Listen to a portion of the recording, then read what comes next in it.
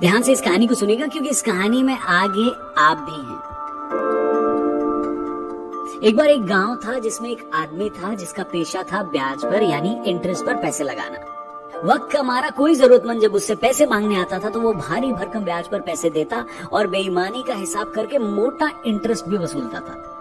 गांव के अंदर ही अंदर सबको पता था कि वो लुटेरा है, बेईमानी करता है, लेकिन पैसा भी उसी इंसान के पास था, इसलिए ताकत भी उसी के पास थी, तो कोई उससे पंगा नहीं लेता था। उस इंसान की जमीन पर एक बार एक 15 साल का लड़का नौकरी करने आया। उस लड़के को बताया गया कि उसको 2000 रुपए मिलेंगे। लड़का काम करने लगा, लेकिन जब 1 महीना उसने काम कर लिया तो उसकी पहली सैलरी उसे सिर्फ 150 रुपए मिली। उसे ये बात समझ में नहीं आई। उसने अपने रिश्तेदारों से पूछा, रिश्तेदारों से इसलिए क्योंकि उस लड़के के माता पिता दोनों ही इस दुनिया में नहीं थे। उसने अपने रिश्तेदारों से पूछा कि इतने कम पैसे उसे क्यों मिले, जबकि उसी जमीन पर उसी खेत पर और भी लोग काम कर रहे थे और उन सबको 2000 रुपए मिले।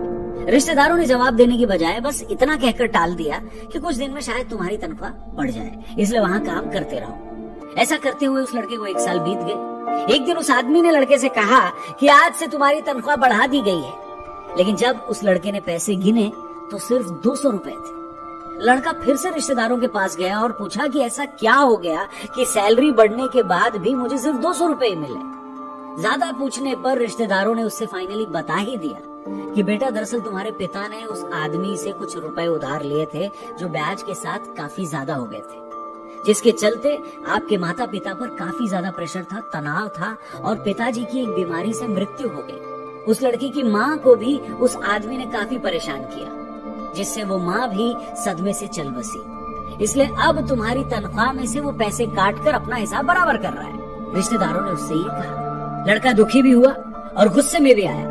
उसने कहा मेरे माता पिता पर इतने अत्याचार हुए, लेकिन उसके बाद भी किसी भी ब्याज के हिसाब से इतने दिनों में इतने पैसे नहीं बनते, और हिसाब जो भी हो ये सब आपने मुझे पहले क्यों नहीं बताया। रिश्तेदारों ने जवाब दिया, बेटा 2 बातें हैं।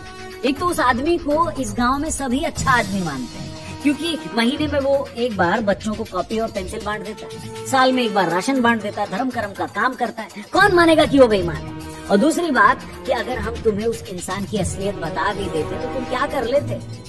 इस पर उस लड़के ने जवाब दिया कि कोई हमारी बात नहीं मानेगा, इस डर से क्या हम सच जानना और सच कहना छोड़ देंगे, और कुछ कर क्यों नहीं सकते हम उसके खिलाफ। कल उसके अकाउंट, उसका बही खाता चेक करूंगा और सबको बता दूंगा कि उसने अब तक कितनी बेईमानियां की। रिश्तेदारों ने उस लड़के को गले से लगा लिया और कहा कि बेटा तुम्हारी हिम्मत देखकर मुझे विश्वास हो गया है कि तुम उसकी बेईमानियों का हिसाब कर सकते हो, जाओ विजयी भव। तो ये थी अब तक की कहानी। ये कहानी अभी खत्म नहीं हुई, अभी भी जारी है। लेकिन क्या वो लड़का उस इंसान के खिलाफ विजयी हो पाएगा? क्या उस लुटेरे का सच पूरे गांव को बता पाएगा? ये तो वक्त ही बताएगा। लेकिन आप इस कहानी का एक अहम हिस्सा है। कैसे?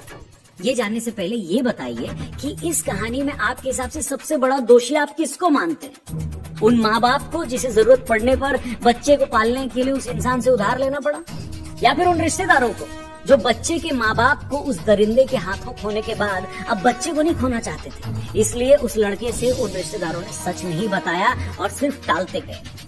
या फिर दोषी मानेंगे आप उस लड़के को जिसने ये सोचा कि सच चाहे कितना भी पुराना हो उसे दुनिया के सामने लाना जरूरी है और उस लुटेरे के बारे में पूरे गांव को बताना जरूरी है। या फिर आप उस शैतान को, उस इंसान को दोषी मानते हैं जो लाखों की वसूली में से हजारों का दान करके अपनी अच्छी इमेज बनवा रहा था और अपनी नाजायज ताकत के दम पर सबको रौंद रहा था। क्या लगता है इन सब में आपके हिसाब से सबसे बड़ा दोषी कौन है? वह करंट सिनारियो में देश के एक प्रसिद्ध धार्मिक और सांस्कृतिक नगरी काशी में ऐसी ही एक कहानी चल रही है। वहाँ शिवलिंग मिलने के दावे से तो ये तय हो गया है कि वहाँ भोले बाबा विराजमान थे और किसी आक्रांता ने उन्हें जमींदोज कर दिया था। अब देखते हैं कि हमारी कहानी और काशी नगरी की कहानी में कौन कौन क्या क्या है। सबसे पहले वो आदमी, वो लुटेरा, वो बेईमान इंसान, वो व्यक्ति था, वो आक्रांता जिसने आकर शिवलिंग को हटाया और उस जगह को ध्वस्त करके हमारी सांस्कृतिक विरासत को हमेशा के लिए मिटाने की कोशिश करी।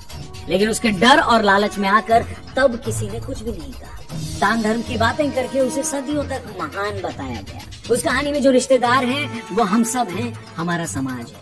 जिस समाज ने हमेशा इस सवाल का जवाब देने में आनाकानी की कि आखिर सच क्या है। कहानी में जो माँ बाप थे वो था हमारा बीता हुआ कल, जिसे हमने सिर्फ इसलिए खो दिया कि समाज ने सही समय पर सही प्रश्न नहीं पूछे। और वो लड़का है ये पूरी प्रक्रिया, यानी वो पूरा प्रोसेस जो अब हुआ है, जिसने हिम्मत दिखाई सच को सच कहने की। यकीन मानिए, भारतीय संस्कृति के कुछ टुकड़े जो जमीन के अंदर दबे अपने इतिहास और भारत के वर्तमान पर सिसक रहे हैं, उन टुकड़ों को उनका आज देना हमारा काम है। इसलिए प्लीज बताइए कमेंट करके कि आपके हिसाब से इस कहानी का असली दोषी कौन है। सोचिएगा, ढूंढिएगा, हो सके तो और भी लोगों से पूछिएगा।